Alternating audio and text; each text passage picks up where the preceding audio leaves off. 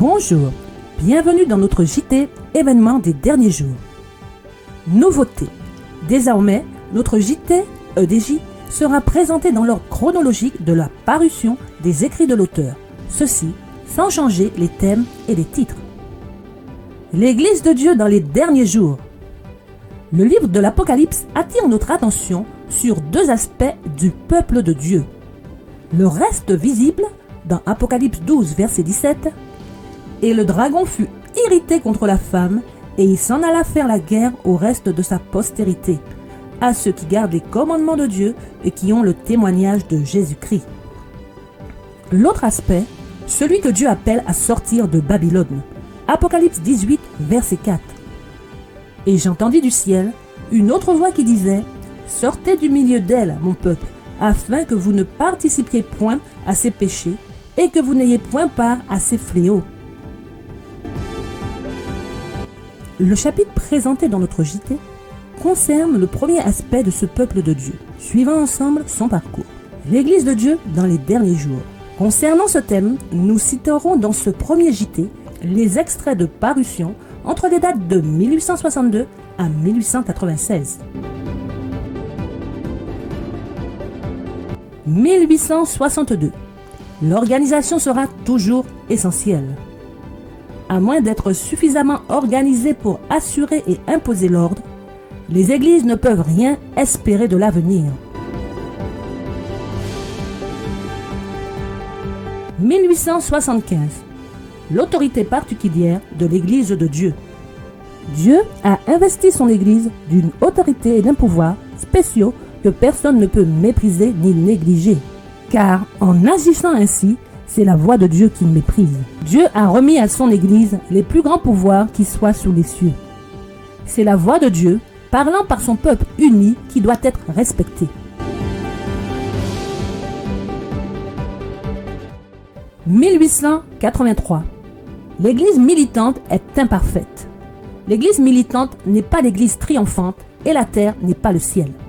L'Église est composée d'hommes et de femmes faillibles, imparfaits, qui ne sont que des élèves à l'école du Christ et doivent être formés, disciplinés, éduqués pour cette vie et pour la vie future et immortelle.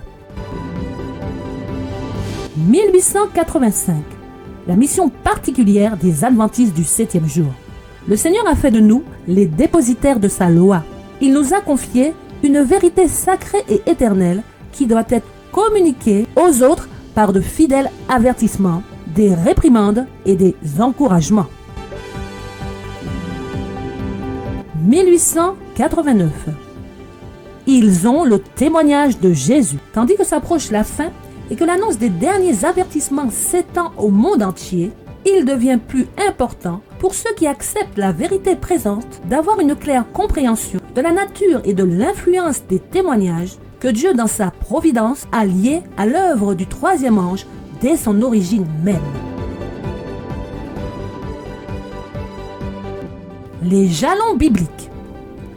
L'année 1844 fut riche en événements, ouvrant à nos yeux étonnés la purification du sanctuaire qui survient dans les cieux et qui a un rapport indéniable avec le peuple de Dieu sur la terre. Elle a également mis en évidence les messages du premier et du second ange, ainsi que du troisième. Déployant la bannière sous laquelle sont inscrits les mots « les commandements de Dieu » et la foi de Jésus. L'un des jalons qui accompagnait ce message, ce fut la révélation du temple de Dieu, aperçu dans les cieux par son peuple fidèle à la vérité, et de l'arche contenant la loi de Dieu. La lumière du sabbat, du 4e commandement, fit jaillir ses rayons puissants sur le chemin des transgresseurs de la loi de Dieu. La nature mortelle des réprouvés est l'un des anciens jalons. Je ne puis rien invoquer d'autre au titre des anciens jalons de notre foi.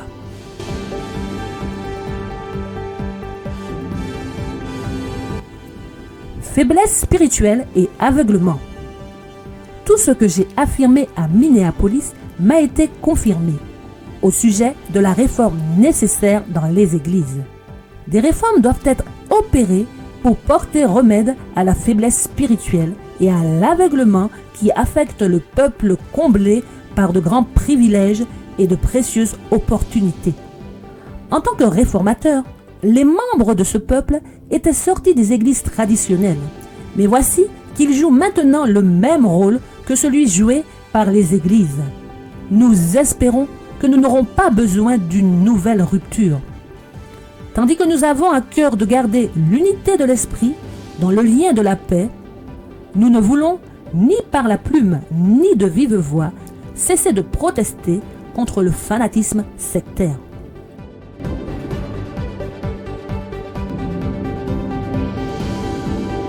« 1890. Inutilité d'une nouvelle dénomination. » Vous prendrez des passages des témoignages qui parlent de la fin du temps de probation, du crible qui doit secouer le peuple de Dieu. Et vous parlerez de l'apparition d'un peuple plus pur et plus saint qui en sortira.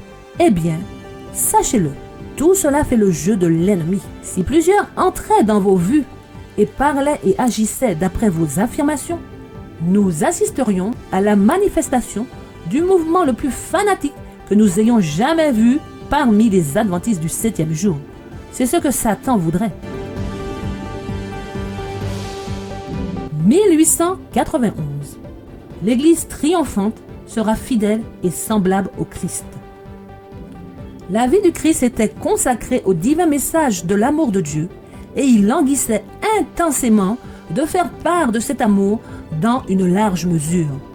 Toute son attitude respirait la compassion et sa conduite était caractérisée par la grâce, l'humilité, l'authenticité et l'amour. Chaque membre de son Église militante doit manifester ces mêmes qualités s'il veut rejoindre l'Église triomphante. 1892. Dieu mettra toutes choses en ordre. Nous n'avons pas à douter ou à craindre que le travail ne réussisse pas.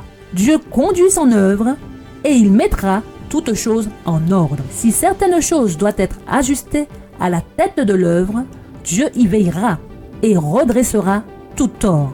Ayons foi en Dieu qui va conduire à bon port le noble navire où le peuple de Dieu s'est embarqué.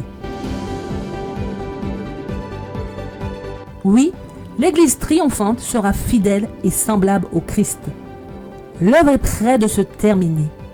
Les membres de l'Église militante qui se sont révélés fidèles deviendront l'Église triomphante.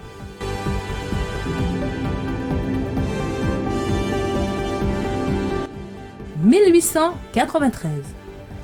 À ceux qui sont fiers de leur lumière et cependant ne réussissent pas à marcher selon celle-ci, le Christ dit, c'est pourquoi je vous le dis, si les miracles qui ont été faits au milieu de vous avaient été faits dans Tyr et dans Sidon, il y a longtemps qu'elle se serait repentie en prenant le sac et la cendre. C'est pourquoi je vous le dis, au jour du jugement, Tyr et Sidon seront traités moins rigoureusement que vous. Et toi, Capernaum? L'auteur note que les adventistes du 7e jour qui ont reçu une grande lumière sont Capernaum. Seras-tu élevé jusqu'au ciel en ce qui concerne les privilèges?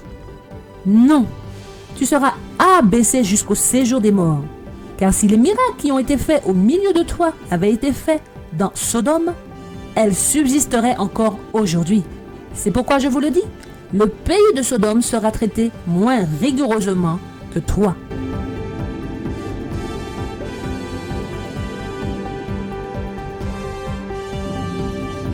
Inutilité d'une nouvelle dénomination. Le Seigneur ne vous a pas donné un message pour appeler les adventistes du 7e jour Babylone et pour appeler le peuple de Dieu à en sortir. Toutes les raisons que vous pouvez avancer à ce sujet seront nulles à mes yeux, car le Seigneur m'a donné des lumières décisives qui s'opposent à un tel message. Je sais que le Seigneur aime son Église.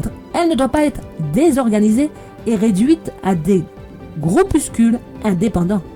Cette idée n'a pas la moindre vraisemblance. Il n'y a pas la moindre preuve qu'une telle chose doive se produire.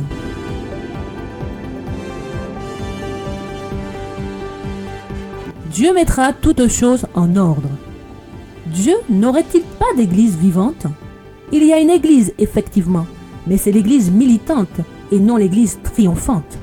Nous regrettons qu'il y ait des membres déficients.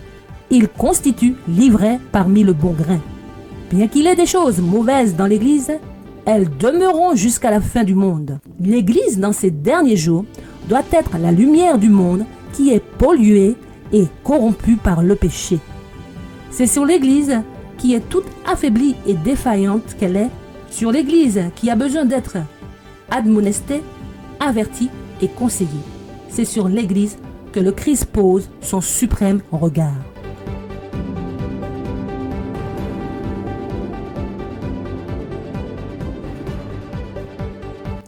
L'Église militante est imparfaite. Certains semblent penser qu'il leur suffit d'entrer dans l'Église pour que toutes leurs attentes soient comblées et qu'ils ne rencontrent désormais que des êtres purs et parfaits.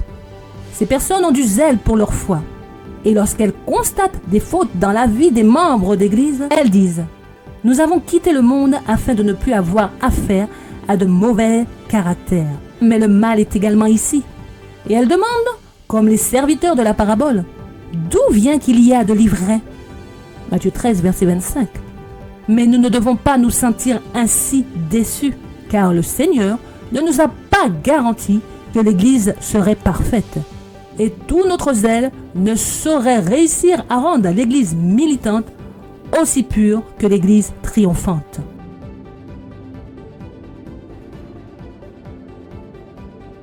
« 1895. L'abus de pouvoir chez les dirigeants de l'Église. La conférence générale en elle-même se corrompt par des opinions et des principes erronés.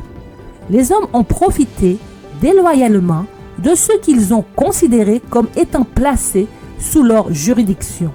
Ils étaient déterminés à faire céder des individus. Ils entendaient régner ou ruiner.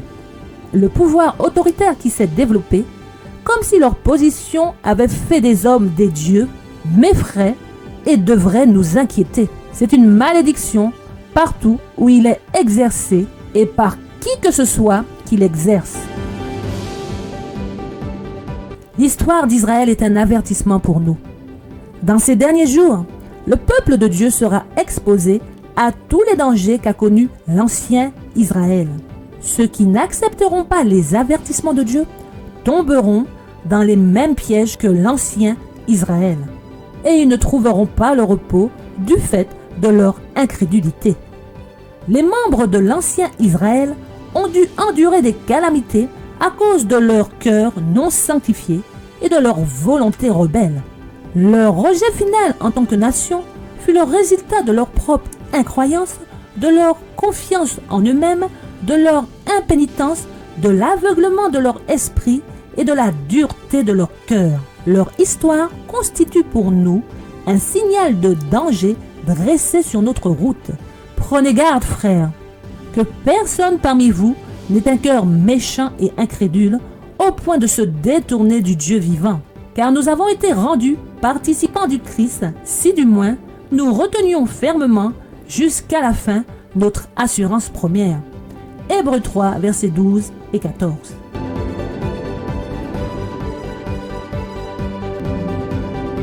« 1896. Le peuple de Dieu garde ses commandements.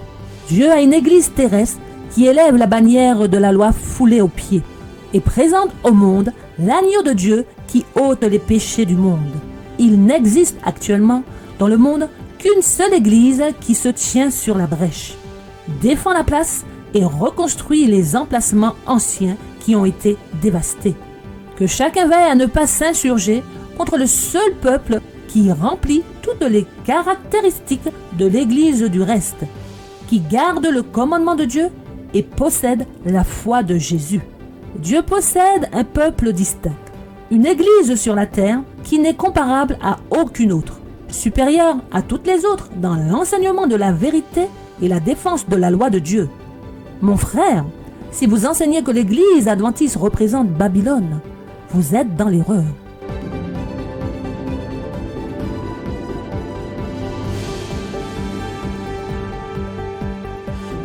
L'abus de pouvoir chez les dirigeants de l'Église. Trop de lourdes responsabilités ont été confiés à un petit nombre d'hommes, et plusieurs d'entre eux ne font pas de Dieu leur conseiller. Que savent ces hommes des impératifs du travail dans les pays étrangers? Comment peuvent-ils connaître la réponse à donner aux questions qu'on leur pose pour information? Ceux qui sont en pays étranger devraient attendre la réponse pendant 3 mois en admettant qu'elle soit envoyée sans délai. Ceux qui se trouvent outre-mer n'accompliront pas ce que leur jugement leur permet d'estimer bon sans avoir au préalable demandé la permission à Battle Creek. Avant d'avancer, ils attendent de cette autorité le oui ou le non. Il n'est pas sage de choisir un seul homme comme président de la conférence générale. Le travail de la conférence générale s'est étendu et certaines choses ont été rendues inutilement compliquées. Un manque de discernement apparaît. Il devrait exister une division du champ ou quelque autre plan qui soit de nature à changer l'ordre actuel des choses.